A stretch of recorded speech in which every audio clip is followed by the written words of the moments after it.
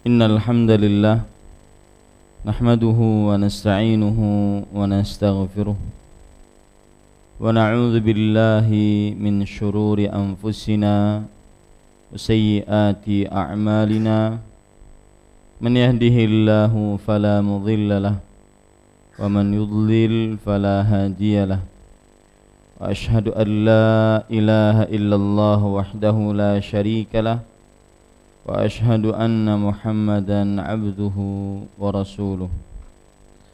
Ya ayyuhalladzina amanu taqullaha haqqa tuqatih wa la tamutunna illa wa antum muslimun.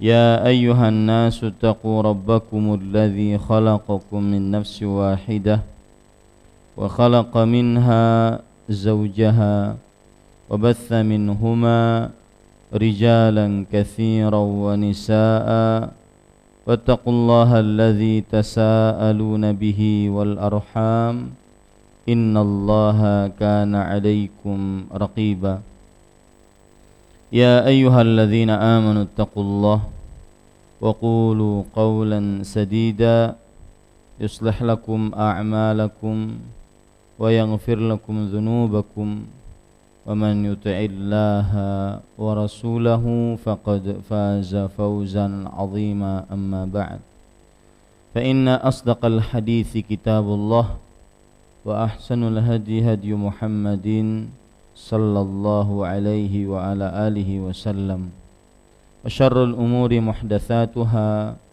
وكل محدثة بدعة وكل بدعة ضلالة wa kulla dhalalatin finnar. Alhamdulillah, kita bersyukur pada Allah Subhanahu wa taala pada malam ini, malam Rabu 11 Rabiul Awal 1437 Hijriah, kita duduk bersama kembali mengkaji kitab Riyadhus Shalihin yang ditulis oleh Al-Imam Yahya bin Sharaf An-Nawawi rahimahullahu ta'ala. Salawat dan salam semoga selalu Allah berikan kepada Nabi kita Muhammad sallallahu alaihi wa ala alihi wasallam, pada keluarga beliau, para sahabat, serta orang-orang yang mengikuti beliau sampai hari kiamat kelak.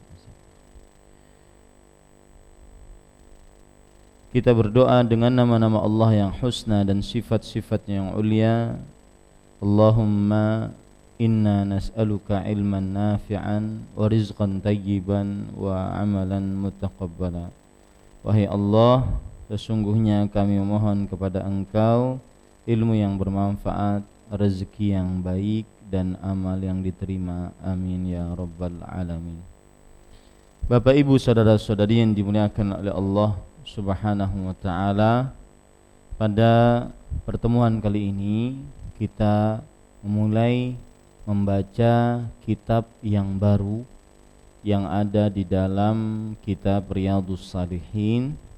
Penulis mengatakan Kitabu Adabin Naum. Arti kitab sendiri itu adalah maktub. Kitab itu artinya adalah maktub, yaitu artinya yang tertulis. Maksudnya yaitu tulisan-tulisan, di dalam hal ini hadis-hadis yang berkaitan dengan adab tidur. Dan adab sudah kita pelajari.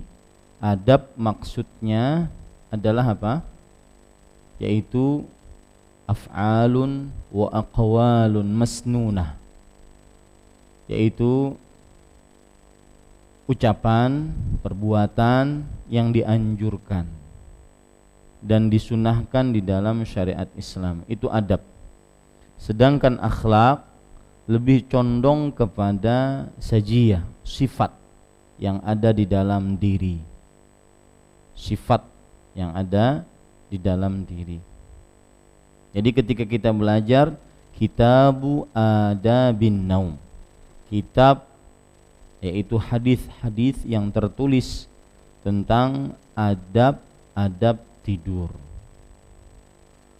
Kemudian Bapak Ibu saudara-saudari yang dimuliakan oleh Allah Subhanahu wa taala,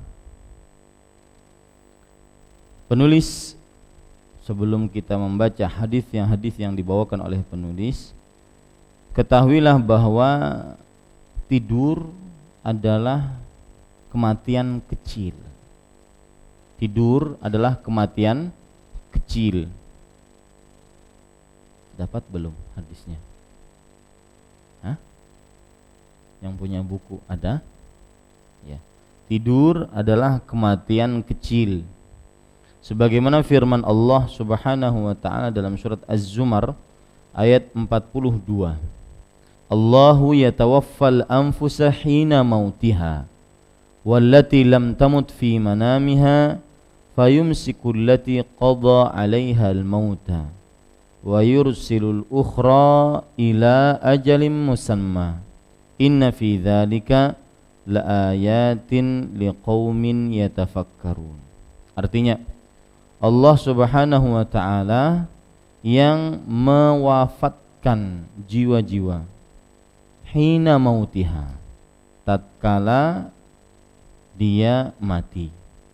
Nah, ini menunjukkan bahwasanya kematian disebut oleh Allah Subhanahu wa taala sebagai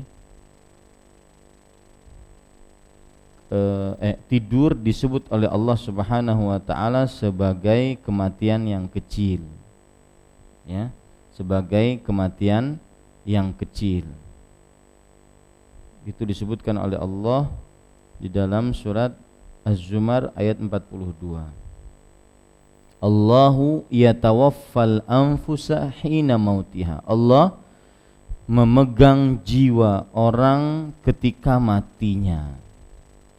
Dan wallati lam tamut fi manamiha, dan memegang jiwa orang yang belum mati di waktu tidurnya. Lihat, semuanya dipegang. Tatkala dia mati dipegang oleh Allah ruhnya.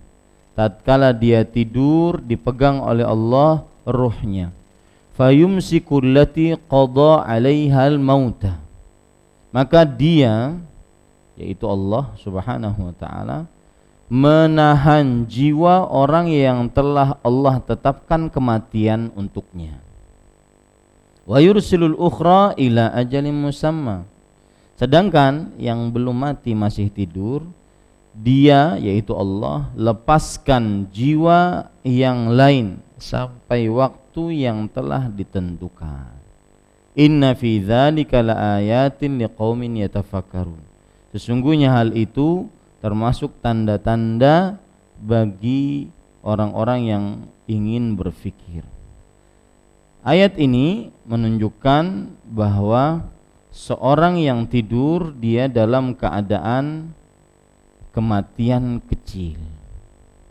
Karena tadi Allah memegang ruh orang yang tidur dan memegang ruh orang yang mati. Kalau ditetapkan kematian, maka Allah tahan. Tapi kalau Allah tetapkan dia hanya tidur, Allah kembalikan lagi ruhnya sehingga dia bisa bangun kembali. Dan para ikhwan yang dirahmati oleh Allah Subhanahu wa taala, makanya para ulama mengatakan tidur disebut dengan al-wafatus sughra, kematian kecil. Tidur disebut oleh para ulama sebagai al-wafatus sughra. Lihat para ikhwan yang dirahmati oleh Allah Subhanahu wa taala,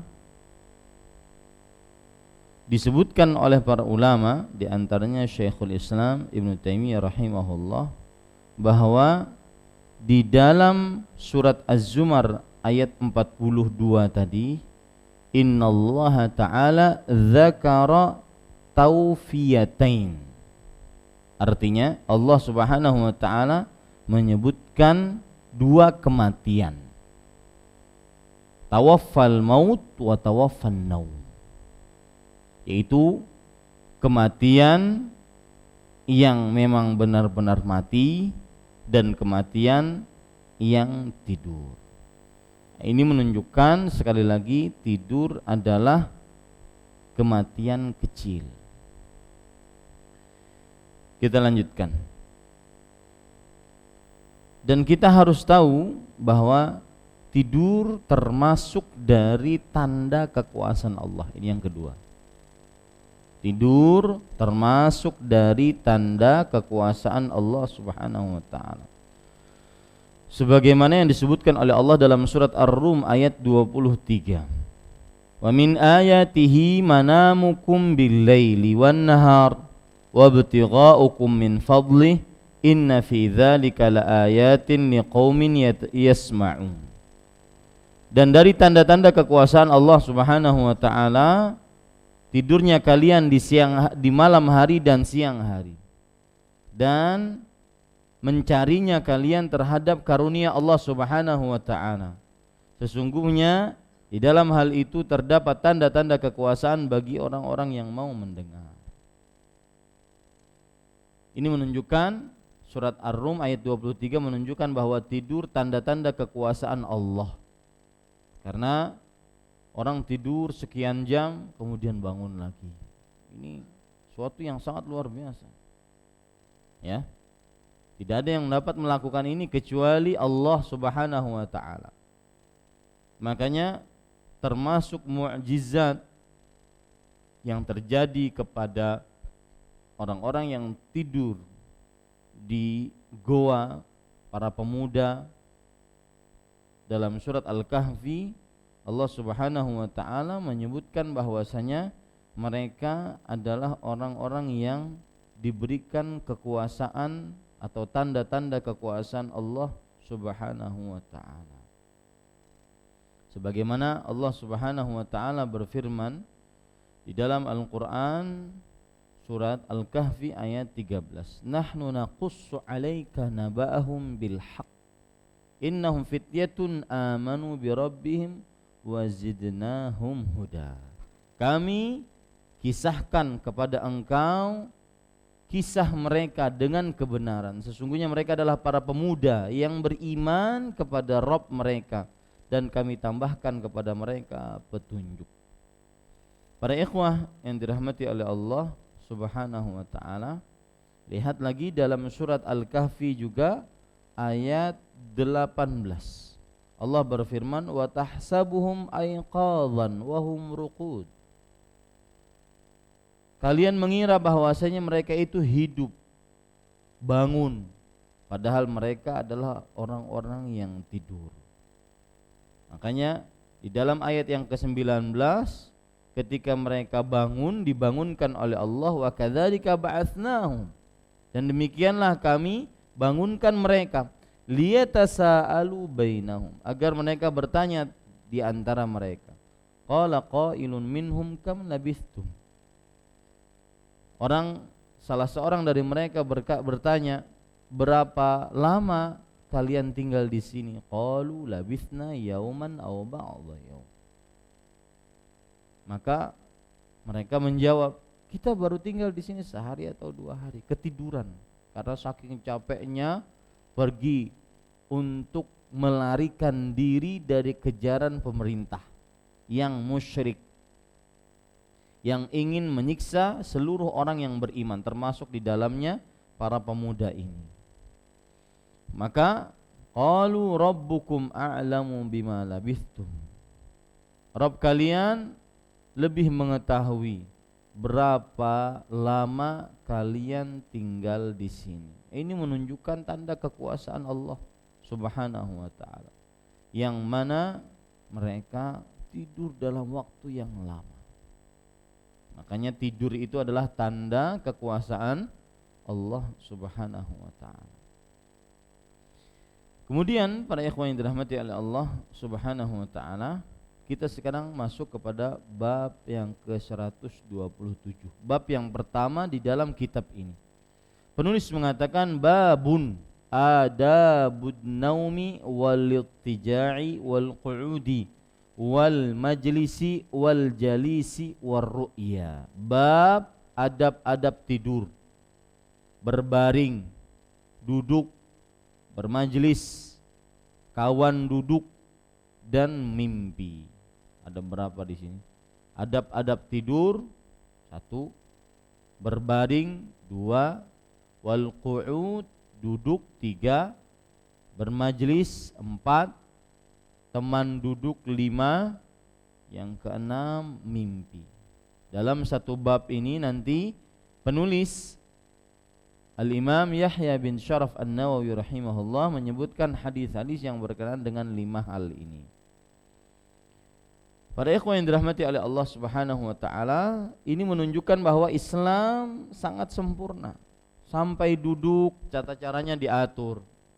Sampai bermajlis tata caranya ada adabnya.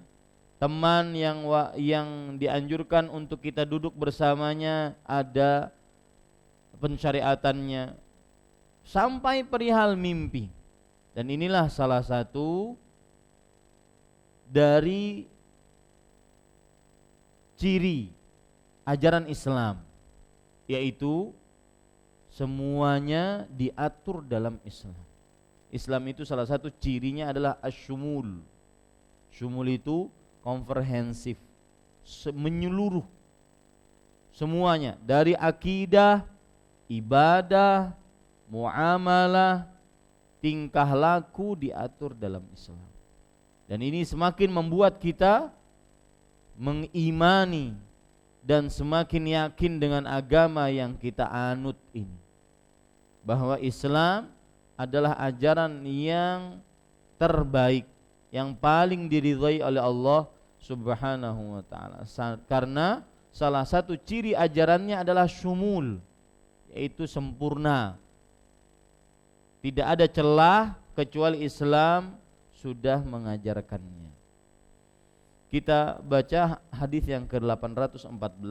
Anil Bara' bin Azib radhiyallahu anhuma qala kana Rasulullah sallallahu alaihi wa ala alihi wasallam idza awa ila firashihi nama ala shiqqihi al-ayman thumma qala Allahumma aslamtu nafsi ilaika wa wajjahtu wajhi ilaika wa fawwadtu amri ilaika wa alja'tu dhahri ilaika raghbatan wa rahbatan ilaika la malja'a wa la manja minka illa ilaika amantu bi kitabika alladhi anzalta wa nabiyyika alladhi arsalta. Rawahu al-Bukhari bi hadzal lafzi fi kitabil adabi min sahihi.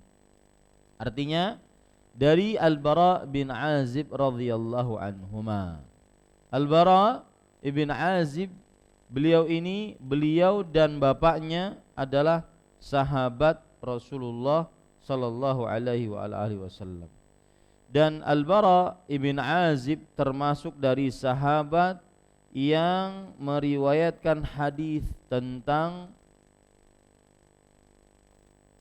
pencabutan nyawa yang begitu panjang.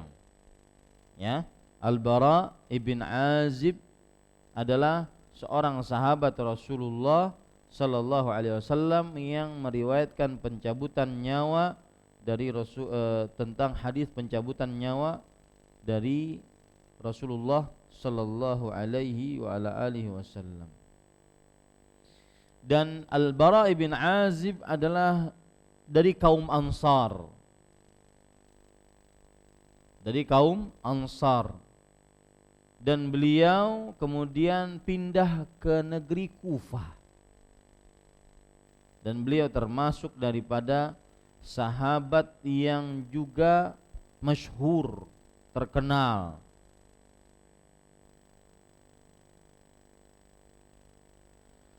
Dan Al-Bara' bin Azib termasuk dari orang yang tidak ikut perang Badar karena masih kecil. Al-Bara' bin Azib, beliau termasuk orang yang tidak ikut perang Badar karena masih kecil.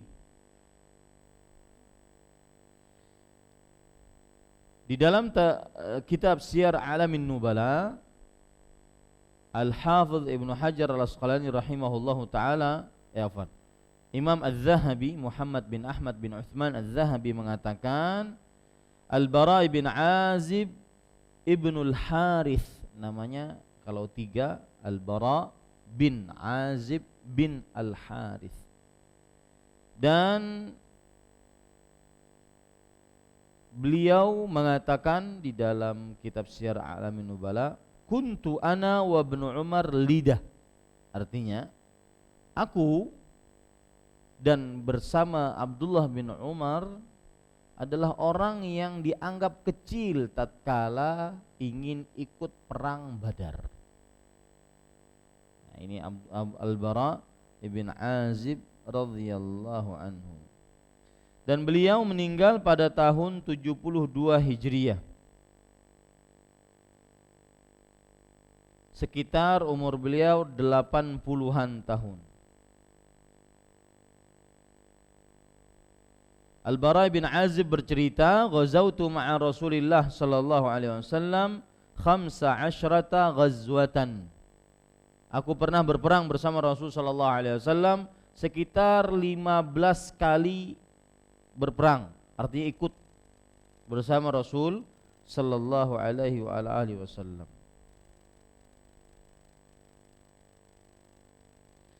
Kemudian hadis yang beliau riwayatkan sekitar 305 hadis.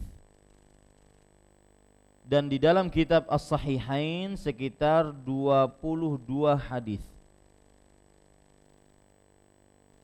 305 hadis, berarti termasuk sahabat yang banyak meriwayatkan hadis Nabi Muhammad sallallahu alaihi wasallam. Baik. Kita lanjutkan. Al-Bara bin Azib radhiyallahu anhuma berkata, Rasulullah sallallahu alaihi wasallam, jika kana Rasulullah sallallahu alaihi wasallam idza awa ila firasy, jika menuju ke ranjangnya atau ke kasurnya, nama ala syiqqihil aiman, lalu beliau tidur di atas bagian tubuhnya yang kanan, jadi miring bagian kanan. Tsumma qala, lalu beliau berdoa, doanya yang sekarang kita baca ini. Allahumma aslamtu nafsi ilaik wa wajjahtu wajhi ilaik wa fawwadtu amri ilaik wa alja'tu dhahri ilaik raghbatan wa rahbatan ilaik la malja'a wa la manja minka illa ilaik amantu bi kitabika alladhi anzalt wa nabiyyika alladhi arsalt.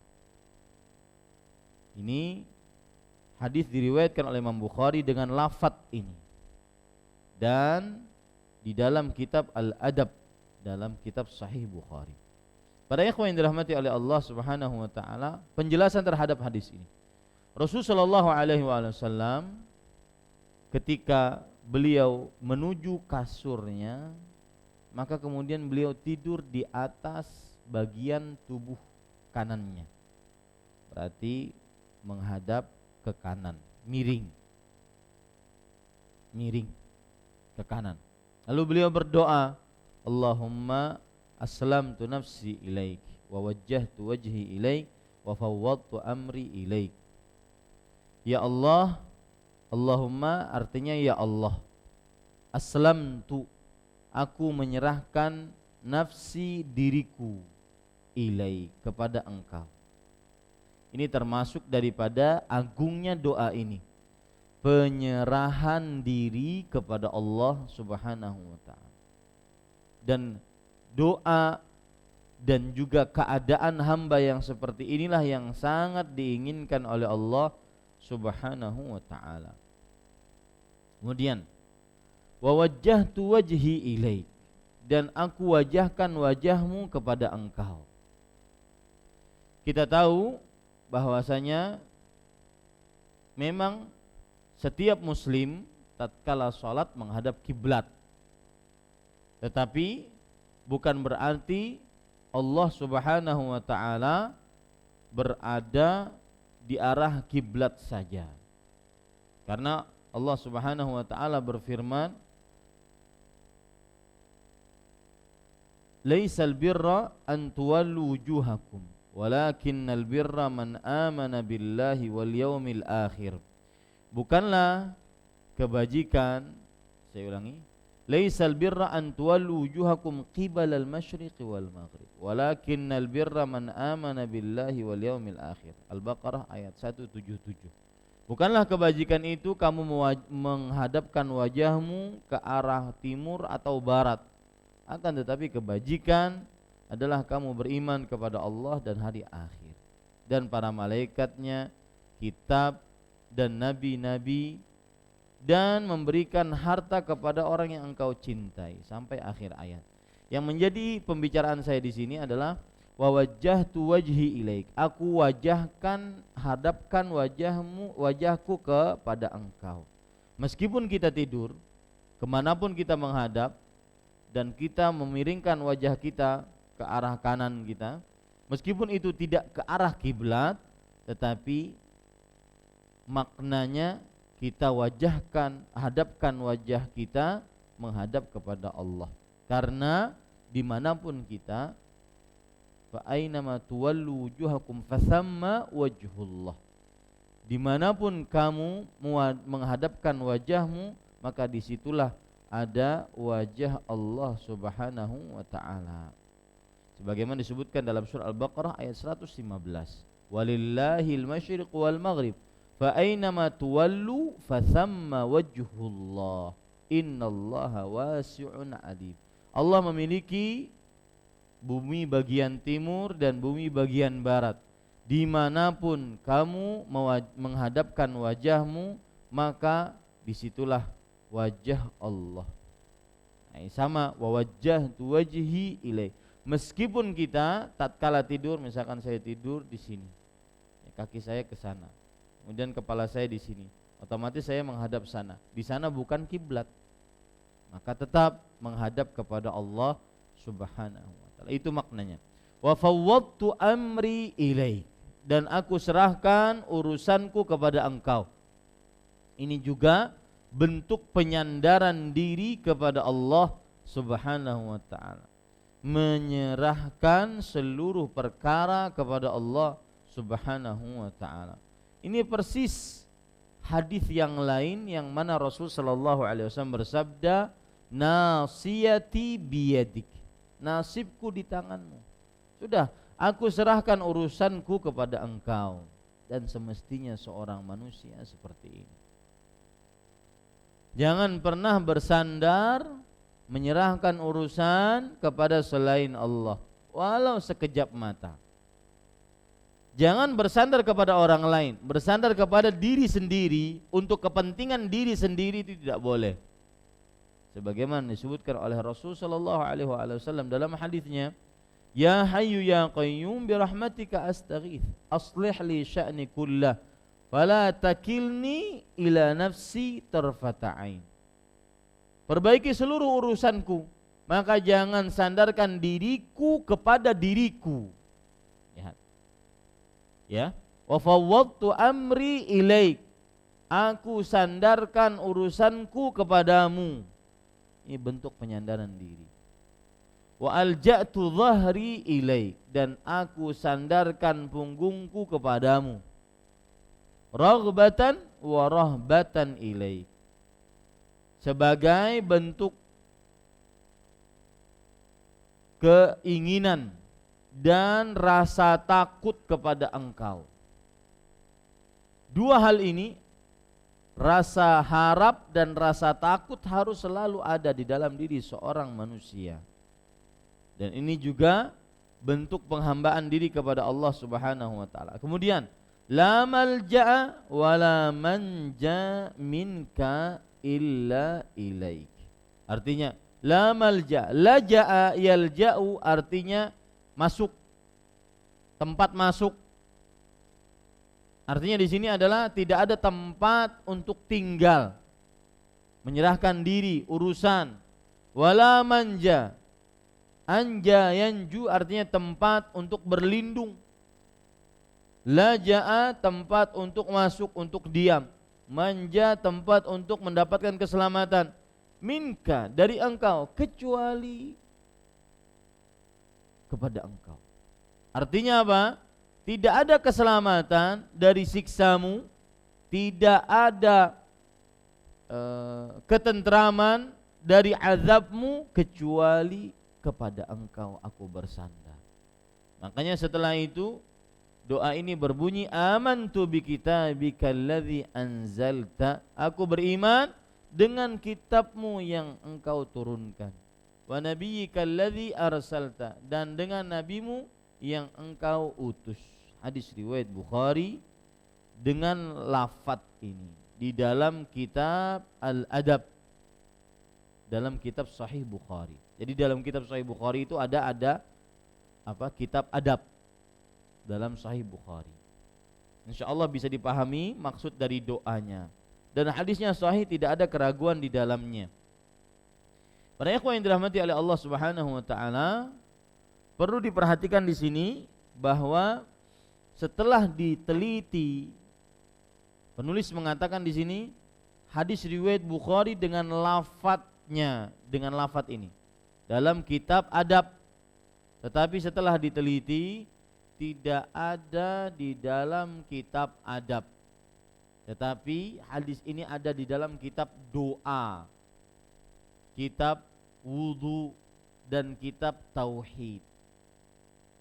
Ya, hadis ini ada di dalam kitab Sahih Bukhari, tapi bukan di dalam bab adab, tetapi ada di dalam kitab wudu, ada di dalam kitab doa, ada di dalam kitab tauhid dalam Sahih Bukhari. Baik. Apa pelajaran yang kita bisa ambil dari hadis ini, para ikhwan yang dirahmati oleh Allah? Maka seperti yang sudah saya sebutkan, seyogianya seorang muslim senantiasa bersandar hanya kepada Allah Subhanahu wa taala, berlari menuju hanya kepada Allah Subhanahu wa taala dalam seluruh urusannya, urusan harta, urusan pendidikan, urusan dunia, minta kepada Allah. Biasakan Pak, biasakan. Kalau ada masalah, ingat Allah, biasakan. Ya, jangan ingat, ada kawan di sana, kawan mengingat, kawan menolong. Masih ada duit. Masih ada jabatan. Biasakan. Kalau ada masalah, ingat Allah Subhanahu wa taala. Kemudian pelajaran yang selanjutnya yang kita bisa ambil dari hadis ini adalah penyebab kenapa doa tidur adalah doa menyerahkan diri, karena di dalamnya ditakutkan itu adalah batas waktu dia untuk hidup di dunia.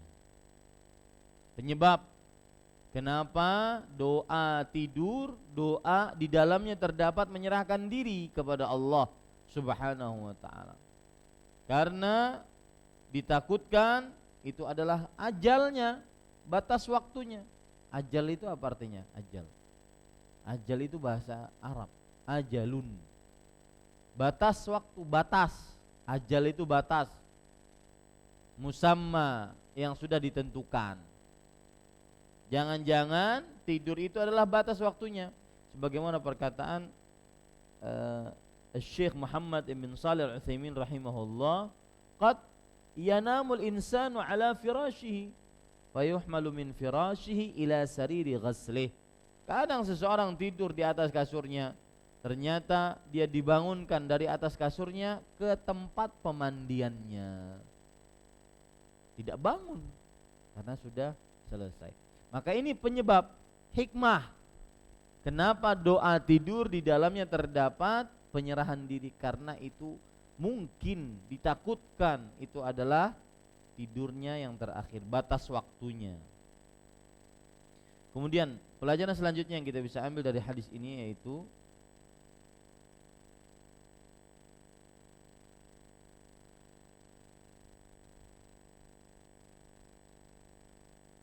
penyebutan wajah di dalam hadis ini, wa wajjahtu wajhi ilaik, aku hadapkan wajahku kepada engkau. Penyebutan wajah di dalam hadis ini adalah karena wajah asyraful a'dha minal insan. Wajah adalah anggota tubuh yang termulia bagi manusia. Artinya kalau wajah saja kita wajahkan kepada Allah, apalagi anggota-anggota lainnya. Jadi rahasia kenapa penyebutan wajah? Karena wajah adalah apa? Anggota yang paling mulia. Kemudian para ikhwan yang dirahmati oleh Allah Subhanahu wa taala, termasuk pelajaran kita bisa ambil pelajaran dari hadis ini adalah seorang yang beribadah kepada Allah harus dibarengi selalu dengan rasa harap dan rasa takut. Ibadah kepada Allah selalu dibarengi dengan raghbah wa rahbah, rasa harap, raghbah wa rahbah, rasa takut.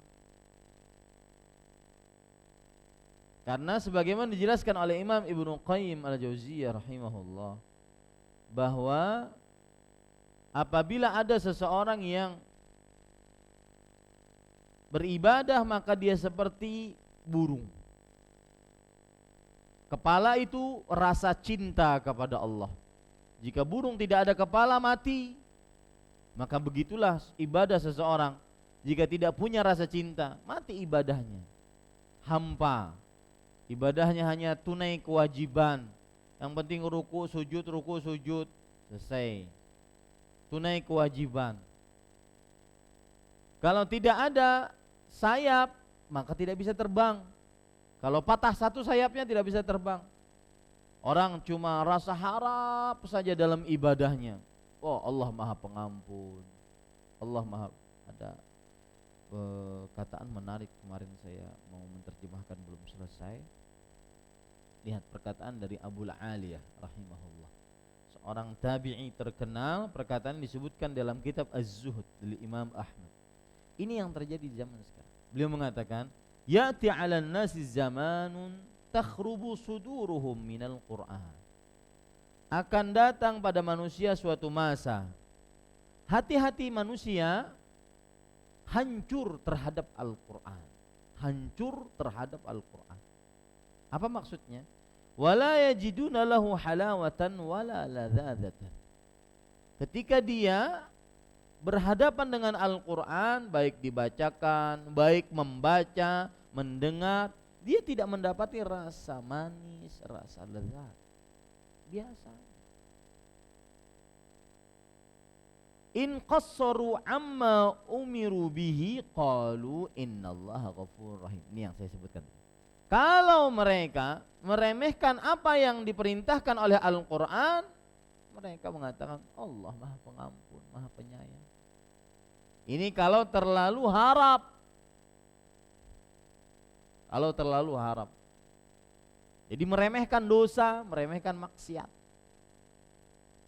Wa in amilu bima nuhu anhu qalu sayughfaru lana inna lam nusyrik billahi syai'an.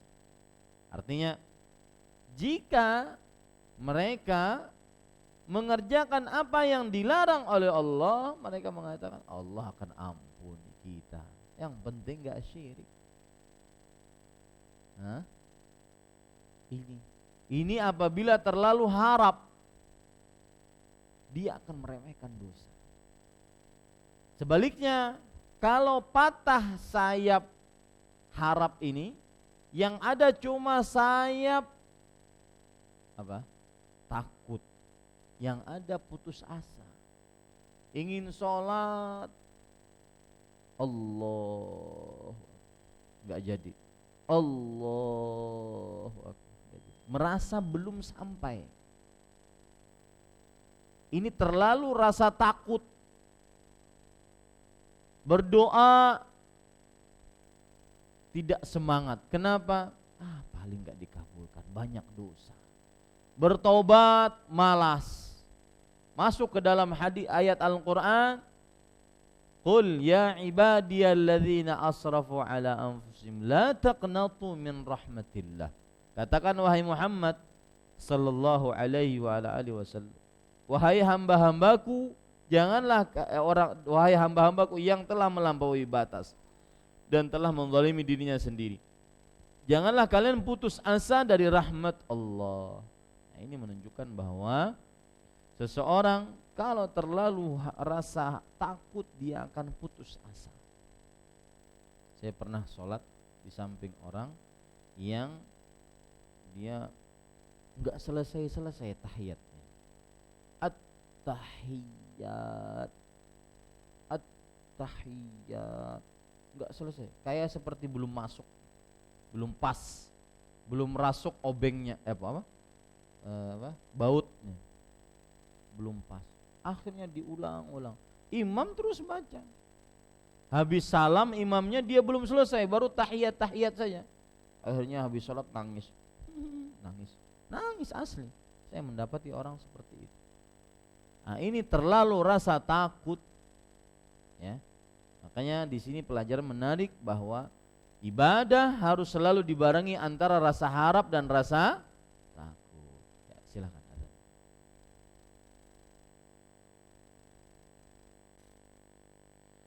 Ya, kita lanjutkan Bapak Ibu saudara-saudari yang dimuliakan oleh Allah. Pelajaran selanjutnya yang kita bisa ambil dari hadis ini adalah anjuran untuk tidur di atas tubuh bagian kanan. Anjuran untuk tidur di atas tubuh bagian kanan.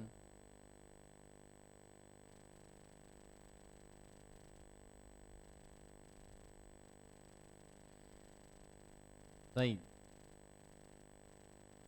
Kita ingin dalam majelis ini ada yang nyetor hafalan doa ini. Satu dari bapak-bapak, satu dari ibu-ibu. Allahumma aslamtu nafsi ilaik wa wajjahtu wajhi ilaik wa fawwadtu amri ilaik wa alja'tu dhahri ilaik raghbatan wa rahbatan ilaik la malja'a wa la manja minka illa ilaik amantu bi kitabika alladhi anzalt wa nabiyyika alladhi arsal. Siapa yang hafal doa ini?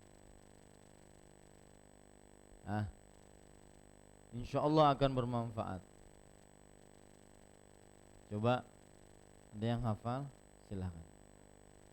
Kasih mikrofon.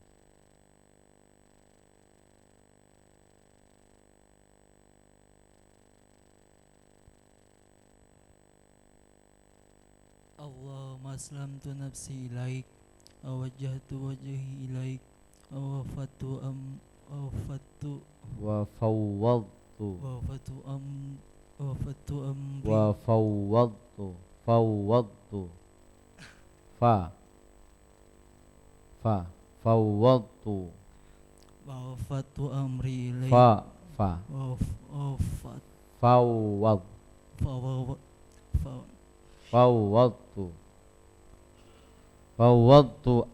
Fawwadtu amri ilaik rughbatan wa rahbatan wa alja'tu dhahri ilaik. Yang lain enggak ada yang hafal. Hafalnya cuma bismika Allahumma amutu ahya. Allahumma aslamtu nafsi ilaik wa wajjahtu wajhi ilaik wa fawwadtu amri ilaik wa alja'tu dhahri ilaik raghbatan wa rahbatan ilaik la malja'a wa la manja minka illa ilaik amantu bi kitabika alladhi anzalta wa nabiyyika alladhi arsalta. Nah, ibu-ibu udah hafal? Ada mic di belakang? Bismillahirrahmanirrahim. Dan Allahumma aslamtu nafsi ilaik wa wajjahtu wajhi ilaik wa fadtu amri ilaik wa alja'tu jahri ilaik. Jahri ngaran kawan nun SD. Johri ilaik. Rahbatan wa rahbatan ilaik la malja'a wa la manja'a minka ila La malja'a wa la manja minka illa ilaik. Nah, terus la malja'a wa la manja'a minka ila ilaik. Amantu bikitabil bitika bikal laji anjata wa nabika laji arsalta. ya, nanti diperbaiki makhrajnya ya. Bukan laji, ladzi. Baik, yang lain laki-laki belum? Ayo. Saya ulangi sekali lagi. Allahumma aslamtu nafsi ilaik wa wajjahtu wajhi ilaik wa fawwadtu amri ilaik wa alja'tu dhahri ilaik rahbatan wa raghbatan ilaik la malja'a wa la manja minka illa ilaik amantu bi kitabika alladhi anzalta wa nabiyyika alladhi arsalta. Baik, di akhir nanti saya ingin ada yang menghafal dari laki-laki. Kita baca sedikit lagi satu hadis. Hadis yang ke-815. Wa anhu qala li Rasulullah sallallahu alaihi wa ala alihi wasallam idza ataita madja'aka fatawadda wudu'aka lis-shalah thumma taji' ala shiqqikal aymani wa qul wa dzakara nahwahu wa fihi waj'alhunna akhira ma taqul muttafaqun alaih. Dari Al-Bara bin Azib radhiyallahu anhu beliau berkata Rasulullah sallallahu alaihi wa alihi wasallam bersabda kepadaku, jika engkau mendatangi kasurmu, maksudnya ingin tidur, fatawadda, maka berwudulah sebagaimana wudu'mu untuk sholat. Tsumma taji', kemudian berbaringlah ala syiqqikal aiman, di atas bagian kananmu, bagian badan kananmu. Waqul, kemudian ucapkanlah. Nah, ucapkanlah sama, doanya sama. Jadi hadisnya ini hampir sama, tapi ada tambahan-tambahan riwayat tadi, nanti kita akan jelaskan. Wa fihi, nah di dalamnya tambahan, dan jadikanlah doa tersebut ucapan terakhirmu, yang paling terakhir yang kamu ucapkan. Muttafaqun alaih, hadis riwayat Bukhari dan Muslim. Di riwayat yang kedua ini ada tambahan. Apa tambahannya? Siapa yang jeli? Ada berwudu. Sebelum tidur maka hendaklah dia berwudu. Wudunya bagaimana? Wudu sebagaimana dia salat. Ya, wudu sebagaimana dia salat. Nah, nanti ada pembicaraan, Ustadz, kalau seandainya sebelum tidur dia junub, bergaul dengan istrinya, akhirnya dia mau tidur, apakah dianjurkan untuk berwudu? Keumuman hadis ini seperti itu. Sebelum tidur, ambillah dia air wudu sebagaimana dia berwudu untuk sholat. Kemudian tidurlah di atas bagian tubuh bagian kanan. Ini sama. Jadi tambahannya cuma berwudu. Dan ucapkanlah doanya sama. Ya. Kemudian ada tambahan riwayat, jadikanlah doa tersebut paling terakhir yang kamu baca, yang kamu ucapkan.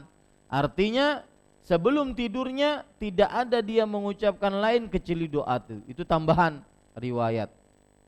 Hadis riwayat Bukhari dan Muslim.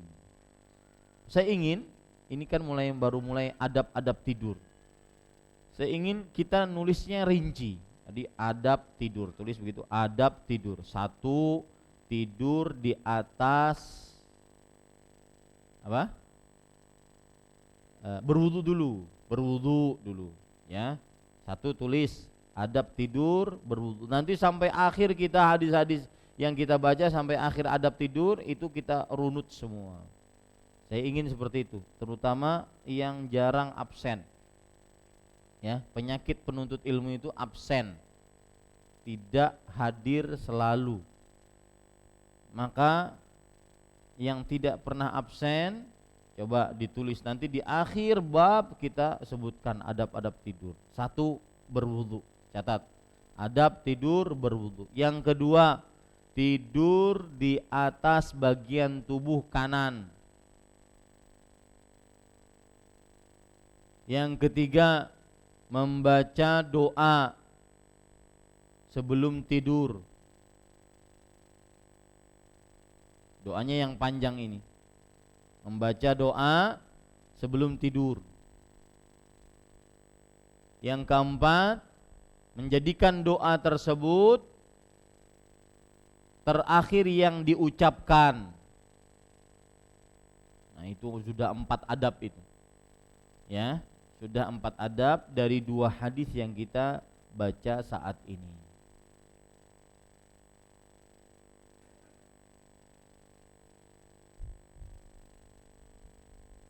Baik. Pelajaran secara ringkas hadis ini, yang pertama, anjuran muslim untuk tidur dalam keadaan suci.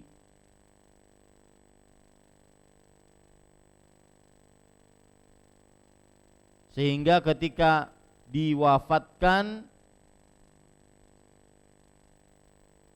nanti dia dalam keadaan suci. Anjuran sebelum tidur dalam keadaan suci, sehingga tatkala diwafatkan dia dalam keadaan suci. Yang kedua, sebelum mati dianjurkan untuk membersihkan hati daripada hanya sekedar membersihkan badan. Sebelum mati dianjurkan untuk membersihkan hati daripada hanya sekedar membersihkan badan. Sebagian orang memperhatikan kebersihan badan, tapi hatinya dipenuhi dengan rasa iri, dengki, hasad, ya, maksiat, hawa nafsu. Tetapi tidak memperhatikan kebersihan hati. Maka sebelum tidur memperhatikan kebersihan hati lebih dibandingkan hanya sekedar membersihkan kebersihan badan. Kemudian para ikhwan yang dirahmati oleh Allah Subhanahu wa taala, dengan bersuci jika bermimpi maka bermimpi yang baik, jauh dari mimpi syaitan. Dengan bersuci jika bermimpi dalam tidurnya maka dia bermimpi dengan mimpi yang baik, jauh dari gangguan syaitan.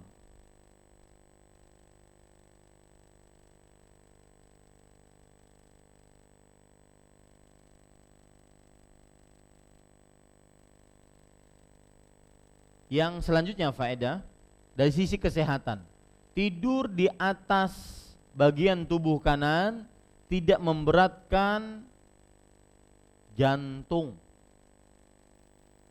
karena jantung bagian kiri. Jika dia tidur di atas bagian kanan maka tidak memberatkan jantung. Pelajaran terakhir dari hadis ini yaitu doa-doa dan zikir-zikir hukumnya tauqifiyah. Doa-doa dan zikir-zikir hukumnya tauqifiyah. Apa maksudnya tauqifiyah? Tidak bisa dirubah. Lafadznya ya begitu, jumlah bilangannya seperti itu, tata caranya begitu, tempatnya di situ, waktunya yaitu, ya, tidak bisa dirubah. Sebagaimana dalam hadis ini Al-Bara bin Azib mengatakan, wa bi rasulika alladzi arsalta, padahal doanya berbunyi wa nabiyyika alladzi arsalta, ya, wa bi rasulika alladzi arsalta, Padahal bunyi hadisnya, doanya wa nabiyyikal ladzi arsalta. Nah, ini yang berbeda ya. Jadi ketika ada orang menyebutkan doanya begini, wa bi rasulika,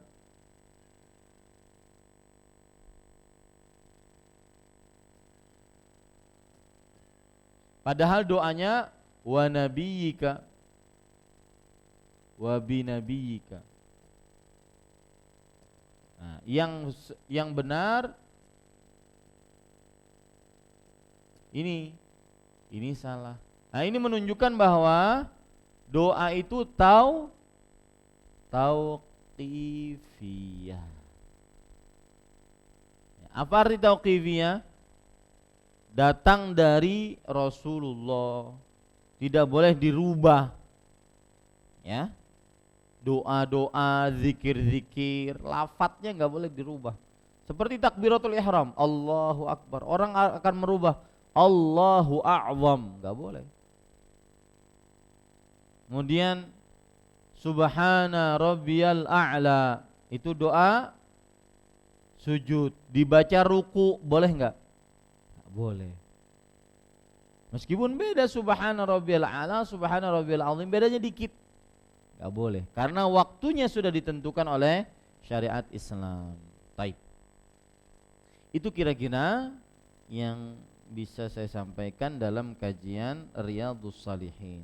Cukup kiranya kita cukupkan dengan kafaratul majlis. Subhanakallah bihamdik, asyhadu an la ilaha illa anta, astaghfiruka wa atubu ilaik. Wassalamualaikum warahmatullahi wabarakatuh.